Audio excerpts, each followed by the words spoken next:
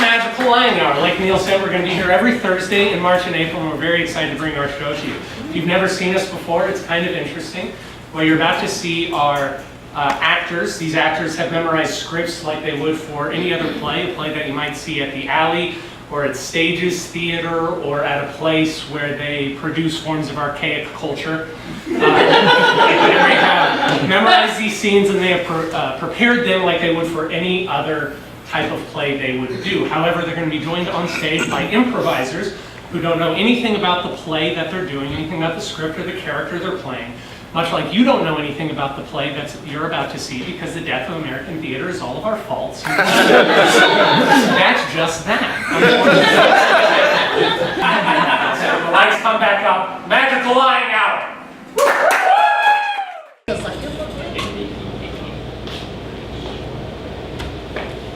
I do know. I know pretty well. I take people here sometimes. Yeah, I know. You've brought me here. You don't have to say it. No, you have. You've brought me here 2 or 3 times. It's fine. I don't need to be the only person you bring here. I tried to bring other people up here since then. Some people didn't trust me to come up to a cliff. And with others, it just wasn't special. I'm glad it's special. You don't have to say it. But I am. Okay, that hurts. It is. I'm grateful that our relationship is important to you. That shouldn't hurt. That's a compliment, bud. Not really. I don't know that hurts. Sounds like it, but It does. My pain is real, dickweed. A lot of that stuff is coming back nowadays. Okay. This is not fun. Yeah. I do not want to spend the rest of the evening with you if you're going to behave like that. Okay, opening that box. Cool! Let's open the box. Are we friend breaking up? One, I like to think of myself as having gently made love to Leslie Pincus. Very tenderly, intimately, and briefly, but passionately. I'm glad for you and Leslie Pincus. We're not in that relationship anymore. Like, I'm not jealous. I'm happy for you. It's something called compersion. Only when I'm at the Kroger.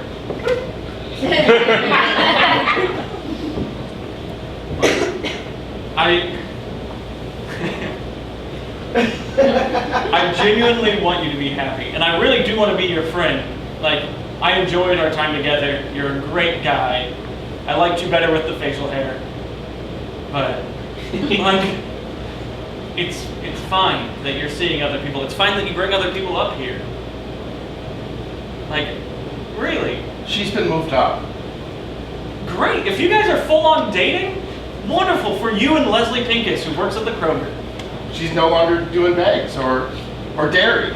Nice. She had a brief stint in dairy. Dairy really suited her, I thought. It does. Leslie Pincus is a dairy gal. If there's ever been somebody who is appropriate for working dairy at Kroger, it is Leslie Penelope Pincus.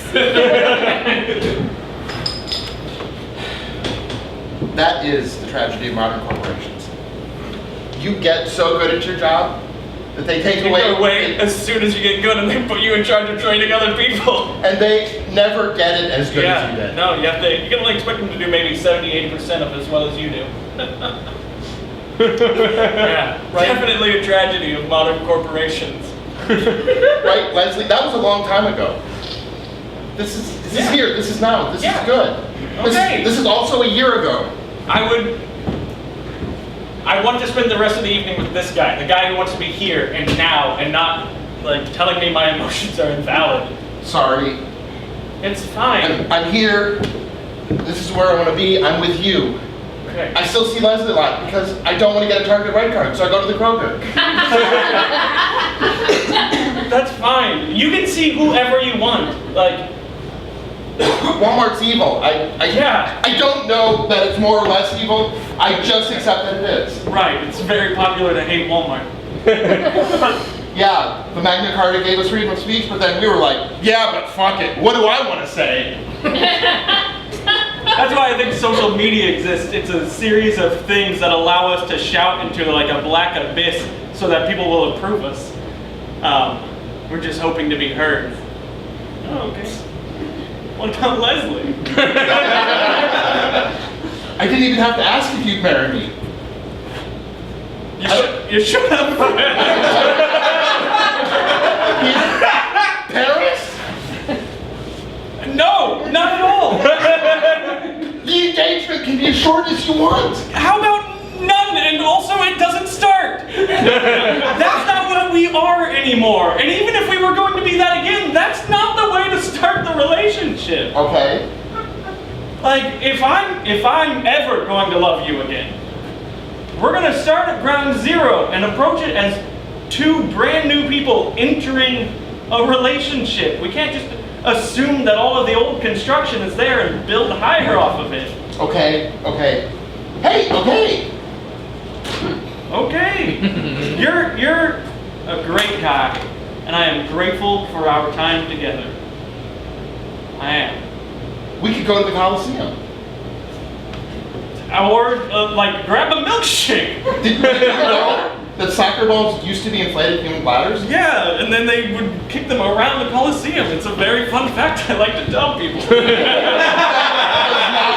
up in this conversation. I always bring up the fun facts I like to tell people, and also go on long rants about my opinions on socioeconomic issues.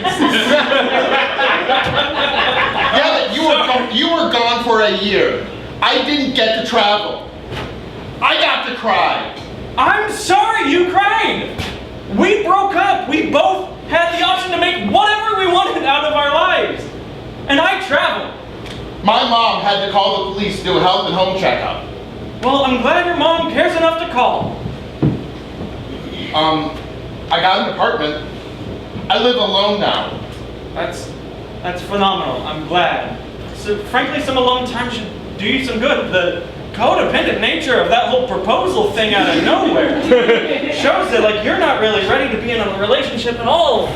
Complete and utter isolation in a house. Yeah. Do you have any hobbies? You should get a hobby.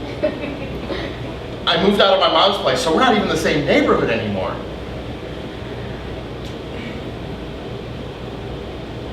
You don't need to live close to your mom. It's just a few blocks away. It's not like you, Mr. Big Shot, who traveled the world for a year. For a year? You were gone for a year! Yeah! And you stayed, which is a choice that you made! I'm just bitter. I mean, it's just... I know. That's what I mean. I know that you're bitter, and I'm sorry that you're bitter. And I'm sorry that we didn't work out, and that our life choices were different, and that I'm really fucking happy with having traveled for a year. I saw so much, and was I alone? Yes. And was I lonely? Painfully lonely. And there wasn't a house, it was other people's houses, and I saw beautiful couples go to bed in their bedrooms while I slept on their couches, all over the world. And it hurt, and I grew. Oh, I don't know. For a year! Yes, for a year! And I am okay that I was gone for a year. What did you do? Anything? Just sit in your mom's damn basement and complain about how I had left? What did you do for you? You were just saying travel's good. You can't come back here and expect me to stay here with you. I want to travel. It's me, it's mine, okay? Then travel. I thought we were just gonna come up here and hang out. I like hanging out with you at the cliff.